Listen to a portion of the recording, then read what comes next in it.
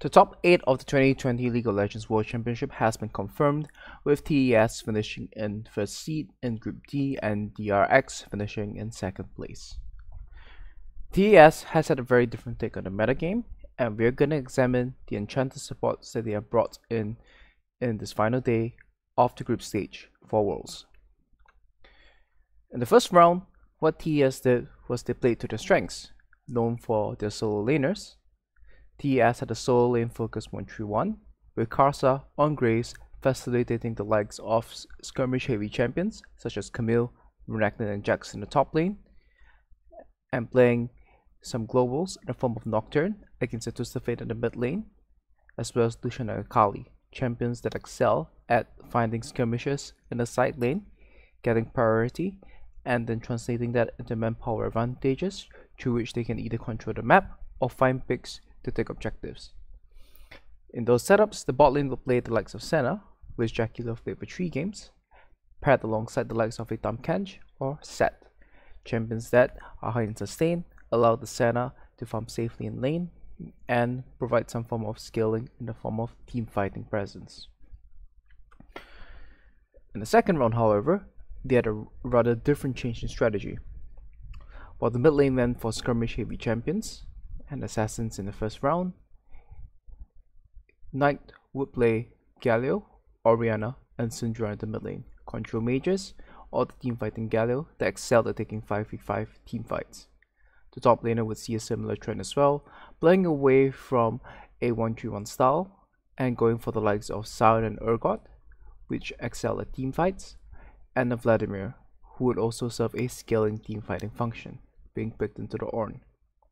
At the bot lane, however, they went for the likes of Caitlyn paired together with a Lux, and Ashe paired together with a support, which is a rather interesting take on the meta, given that most support players have opted for the likes of a Pantheon, Nautilus, or Leona, mostly throughout the tournament itself.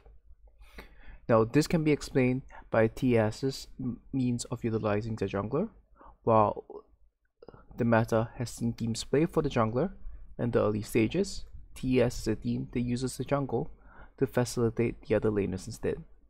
In the first round, Karsa on his jungle champions facilitated the top side of the map, and in the second round, the idea was to facilitate the bottom side of the map. Let's further break down the Ashe and Lulu lane. Now, Ashe is a champion that can run people down with the likes of the approach velocity rune, especially when given the Lulu to buff her. But in the lane itself, you aren't necessarily looking for this all-in traits, and most of the time, you're simply looking to poke and choke the opponent. Where what you want to do is be able to shove in the wave, siege the turret, and use this opportunity to rain poke on your opponent whenever they go for minions.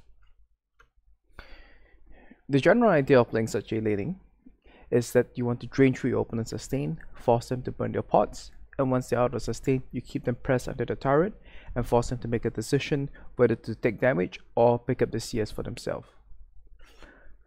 This broad pressure would then be translated into team-wide leads, where the jungler will be able to take the bot side crap by himself, as well as the early drakes. And when playing such a bot lane, the team will want to achieve bot side river control via mid and jungle, which is slightly different from what we see with the likes of a Nautilus or Leona, where the jungler will have the option to obtain bot side river control through bot lane.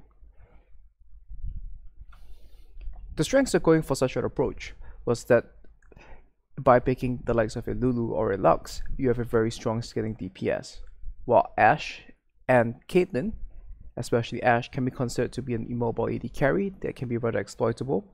Having the scaling factor of the shields will enable them to be DPS monsters. Particularly Ashe and Lulu in particular, we will be able to run people down with the whimsy and slows from Ashe's passive, together with the approach velocity movement speed. In addition to that, they have a decent early game as well, as by having a range support, you will be able to freely auto-attack the wave and use your range advantage to have much stronger control of the wave in itself. And being a range champion as well, should you get the push on the bottom side of the map, you will also have a faster rate of taking the plates on the bot lane turret. However, by going for an Enchanter support, you end up lacking forward engage, which means that you tend to be weaker at skirmishing, as you aren't as proactive in being able to catch your weaknesses, like the way a Nautilus Hook or Leona can turn the tides of a skirmish. Going for the likes of a Lux or Lulu lacks the same proactivity. Going for Enchanter supports will also usually mean that you have to start in lane, which means that such compositions are more susceptible to level 1 cheeses.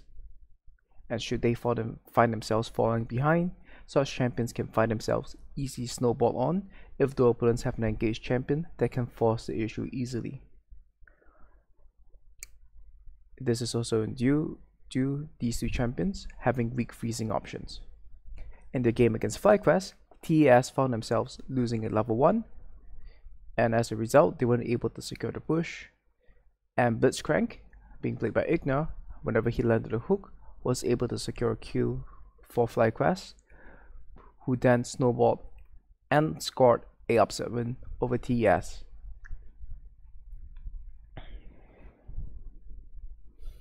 So that kind of wraps it up for what the Ashe and Lulu lane is going to be looking like, and it is imperative that they have to start in lane, because in their game against DRX, the Ashe and Lulu were late to the laning phase, and as a result, the Caitlyn and Bart were able to start the shot first. This resulted in Karsa on his graves falling behind Pure 6 Kindred, as Ashe and Lulu were unable to secure the bot side shaft, allowing Kindred to get a double scuttle over Karsa.